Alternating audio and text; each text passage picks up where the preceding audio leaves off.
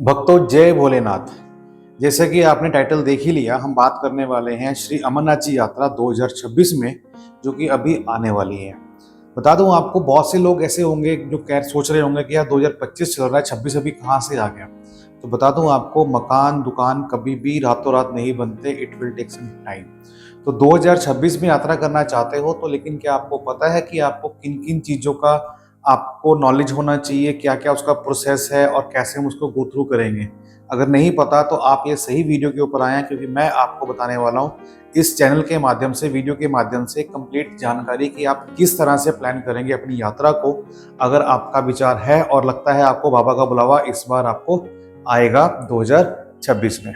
मैं मुकुलपुरी आपका अपना होस्ट। बता दूं आपको, लास्ट ईयर भी यात्रा करवाई थी मैंने बहुत सारे भक्तों को, और उनकी यात्रा बहुत सफल रही। हालांकि हेलीकॉप्टर नहीं हो पाया था, क्योंकि एट मोमेंट पे आके उनकी बुकिंग ही नहीं स्टार्ट हुई और वो बंद कर दिया गया due to India Pakistan war के चलते। लेकिन इस बार ऐसा शायद कुछ नहीं होगा, आई होप सो।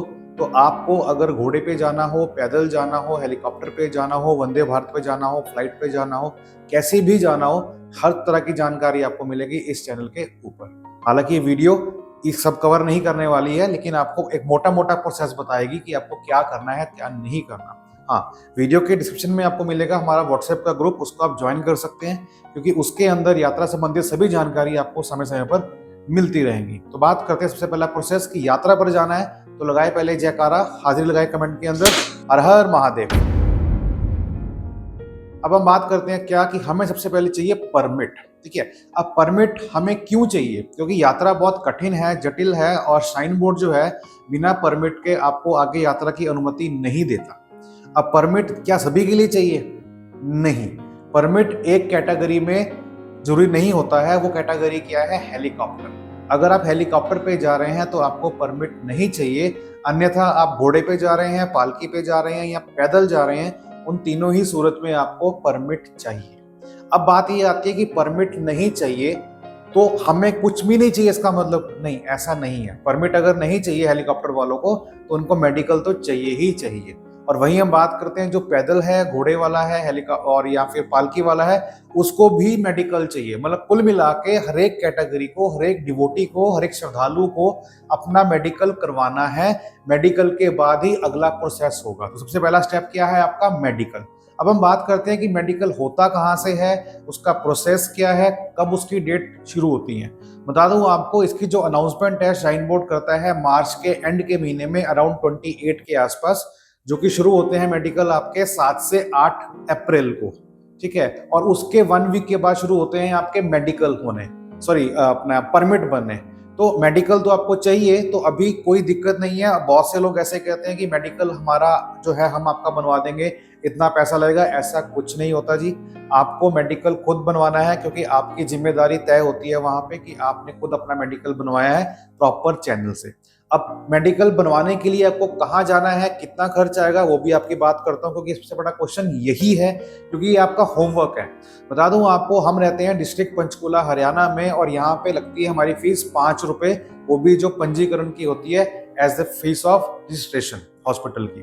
तो बाकी सब कुछ हमारा फ्री ऑफ कॉस्ट होता है। लेकिन लास्ट ईयर यात्रा में देखा गया था कि जो दिल्ली रहते हैं उनके लिए उनको मांगा गया था 3,000 रुपए, 3500 रुपए। मुंबई से थे, उनसे मांगा गया था 4,000 रुपए मेडिकल करवाने का। तो आप वहां पे देख के चलिए कि यात्रा संबंधित कौन कौन से हॉस्पिटल्स हैं जो कि उनके पैनल पे हैं, कितना खर्चा आता है। अगर आपको जानकारी चाहिए कि आपके एरिया में, आपके स्टेट में कौन सा हॉस्पिटल है जो यात्रा संबंधित मेडिकल करता है, तो मुझे कमेंट सेक्शन में कीजिएगा कि मैं इस स्टेट का रहने वाला हूं, तो मैं आपको पर्सनली उसी चैट बॉक्स के ऊपर लिंक भेजूंगा उस पर्टिकुलर स्टेट का, जहां मेंशन होगा कि आपके डिस्ट्रिक्ट में कौन कौन से हॉस्पिटल्स हैं जो कि इम्पैनल्ड हैं इस यात्रा के संबंधित मेडिकल करने के लिए। अन्यथा अगर आप कहीं और से मेडिकल करवाएंगे तो मेडिकल तो हो जाएगा, लेकिन जब परमिट बनाने बैठेंगे ना, तो परमिट आपका बनेगा ही नहीं, वो आपका डिसअलाउ कर देंगे, जस्ट बिकॉज ऑफ क्योंकि आपका जो मेडिकल है वो अनऑथराइज चैनल से बना हुआ है। तो बहुत सारे श्रद्धालु गलती ये करते हैं कि सोचते हैं कि मेडिकल हम कहीं से भी बनवा लेंगे और काम चल जाएगा, तो ऐसा नहीं होता। मेडिकल आपका प्रॉपर चैनल ऑथराइज डॉक्टर से ही होना चाहिए, जिसका लिंक आपको मिल जाएगा डिस्क्रिप्शन बॉक्स के अंदर। बस आपको करना क्या है, बस मुझे आपको स्टेट मेंशन करनी है कि मैं किस स्टेट से हूँ।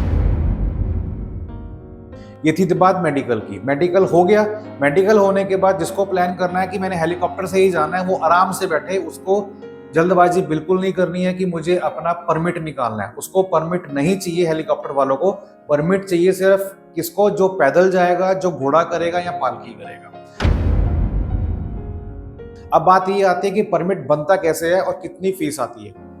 देखिए, परमिट की फीस होती है 150 रुपीज, 150 रुपये होता है पर मेंबर, और ये बनता है आपका ऑफलाइन बैंक के अंदर। बैंक की बात करेंगे तो आपका पीएनबी बैंक होता है, यस बैंक होता है एंड J&K बैंक होता है। इन तीनों बैंक की कोई भी ब्रांच अगर आपके नियर बाय लोकेलिटी के अंदर होती है तो वहां से आपको परमिट बन जाएगा, बस आपको मेडिकल वहां पे लेके जाना होता है।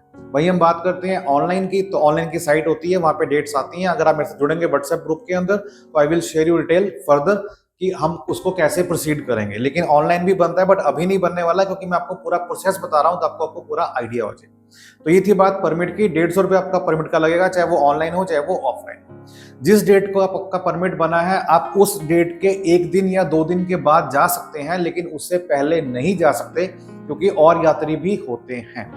बहुत से यात्री कहते हैं कि मेरा परमिट बन गया 15 तारीख को, तो मैं 10 को चला जाऊं। देखिए, वो लक की बात करती है, जाने देंगे कि नहीं जाने देंगे, लेकिन बात का तो पॉसिबिलिटी है कि ट्रेन लेट हो गई, बस लेट हो गई या तबीयत ठीक नहीं थी तो चलता है। लेकिन पहले वो अलाउ नहीं करते, क्योंकि आपका RFID कार्ड बनता है उस डेट के हिसाब से। RFID कार्ड बनता है फ्री ऑफ कॉस्ट, जगह जगह पर काउंटर बने होते हैं। J&K के अंदर, कश्मीर के अंदर भी होते हैं, जम्मू के अंदर भी होते हैं। हाँ, कटरा में नहीं होते, पहले बता दूं आपको, लेकिन उसकी कोई दिक्कत नहीं है, बड़े आराम से बन जाता है। जम्मू स्टेशन के ऊपर बन जाता है। और आपका बात करें जो आपका बेस कैंप है, चाहे कोई भी हो, चाहे आपका श्रीनगर में हो, पहलगाम में हो, बालटाल में हो, जम्मू में हो, हर जगह आपका उपलब्ध होता है RFID काउंटर। आप जाके बना सकते हैं अपना RFID उस काउंटर के तहत। वही हम बात करते हैं कि प्लानिंग आप कर रहे हैं तो रूट बहुत इंपॉर्टेंट है। वो रूट इंपॉर्टेंट क्यों है? क्योंकि उसमें किलोमीटर्स होते हैं और कौन सा रास्ता सही है, किससे आप जा सकते हो इजीली बाबा जी के दर्शन करने के लिए, ये एक बहुत बड़ा एक पॉइंट है। इसको लेके आप चलिएगा, क्योंकि बहुत से लोग कंफ्यूजन में रहते हैं कि यात्रा तो करनी है, रूट कोई भी तय कर लो, तो वो लेते हैं बालटाल, फिर कहते हैं भगत जी मुझे पहलगाम से जाना है तो मैं जा सकता हूँ? नहीं जा सकते। जोन सा रूट आपने तय कर लिया परमिट के अंदर, फिर आपको उसी से जाना पड़ेगा।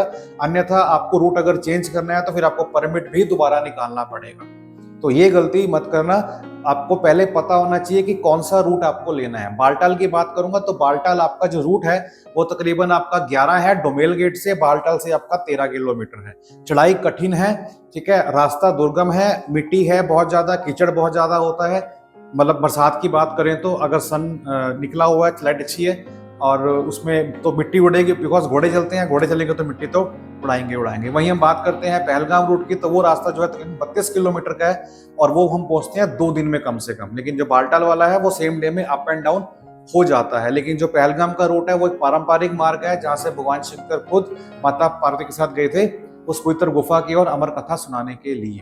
तो बहुत से भक्त जो हैं 80% आपको लेके चलते हैं अपना पहलगाम रूट से, लेकिन इसके पास जल्दी होती है, टाइम की कमी होती है, वो बालटाल रूट से जाते हैं, क्योंकि अल्टीमेटली बाबा के दर्शन तो करने हैं, आप यहाँ से जाओ चाहे वहां से जाओ। लेकिन जो पहलगाम रूट है उसके करने के 2 तरीके होते हैं और 2 कारण होते हैं बेसिकली। वो क्या है? पहला श्रद्धा, कि मुझे हर एक पड़ाव से जाना है। वो पड़ाव क्या है? जैसे चंदनवाड़ी है, उसका अपना इंपॉर्टेंस है, महागुना टॉप उसका अपना है, ओशपत्री उसका अपना है, शेषनाग उसका अपना है, संगम पॉइंट उसका अपना है, पंचतरणी उसका अपना है। तो हर एक चीज के अलग अलग पॉइंट होते हैं, तो बताऊंगा अभी तो वीडियो बहुत लंबी हो जाएगी। और वहीं हम बालटाल से करते हैं तो वो एक आपका वैकल्पिक मार्ग है जो आर्मी द्वारा बनाया गया था और बाद में उसको कनेक्ट कर दिया गया उस रूट के साथ जहाँ पे वो संगम पॉइंट बन जाता है। तो ये आपका मार्ग की बात है। तो मार्ग आपको तय करना है कौन से जाना है, उसके हिसाब से आपको परमिट निकालना है। तो आई होप सो कि अभी तक आपको समझ में आ गया होगा कि पहले आपको मेडिकल बनवाना है, चाहे कोई भी यात्री हो, हेलीकॉप्टर वाला हो, चाहे घोड़े वाला हो, चाहे पालकी वाला हो, चाहे पैदल वाला हो। और अगर उसके बाद हमने हेलीकॉप्टर पे जाना है तो परमिट निकालने की आपको जरूरत नहीं है, टेंशन में मत आइएगा, आपकी टिकट ही अपने आप के अंदर परमिट होती है। लेकिन अगर हेलीकॉप्टर टिकट नहीं मिली तो फिर क्या करेंगे? तो इस केस में वो यात्री पहले से परमिट निकाल लेते हैं कि अगर मेरा हेलीकॉप्टर पे नहीं हुआ तो फिर पैदल से ही या घोड़ा पालकी कर लेंगे। तो अगर आपको जाना ही जाना है तो फिर आप आराम से मत बैठिएगा, तो अपना फिर आप ऑनलाइन परमिट बनवा लीजिएगा, क्योंकि अगर आप उससे कोई यूज नहीं करेंगे तो टिकट तो आपका परमिट फिर है ही है ना। तो ये जो आपका है ना, ये आपका बैकअप है जो मैंने आपको बताया, इसको आप लेके चल सकते हैं। उसके बाद हम बात करते हैं रहने की, खाने की, पीने की। उसकी आप चिंता मत कीजिए, जगह जगहों पर भंडारे होते हैं, उनका आयोजन होता है, जगह जगह पर कैंप्स होते हैं रुकने के लिए, जो कि आपका चार्ज करते हैं 300 से लेकर 400 के बीच में। हाँ, ऊपर जाएंगे तो फिर आता है 700 रुपये, और ऊपर से जगह फिर है ही नहीं, क्योंकि गुफा के पास जगह नहीं है। सिर्फ पाएंगे आप कहाँ पे? पंचतरणी में, यहाँ पे शेषनाग पे, जिसका किराया होता है 700 रुपये, 750 रुपये।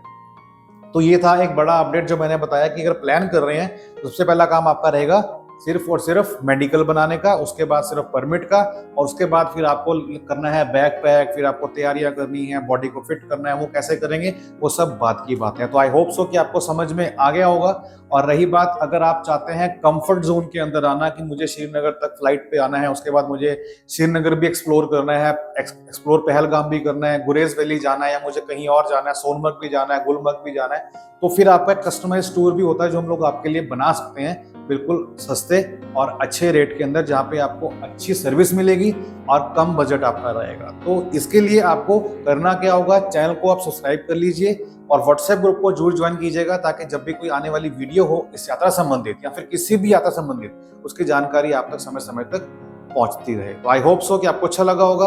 अच्छा लगा है तो वीडियो को लाइक कर दें और उनके साथ भी शेयर कीजिए जो इस साल जाना चाहते हैं 26 में बाबा अमरनाथ जी की यात्रा पर। तो लगाए हाजिरी। हर हर महादेव। चैनल को सब्सक्राइब करना बिल्कुल ना भूलिएगा।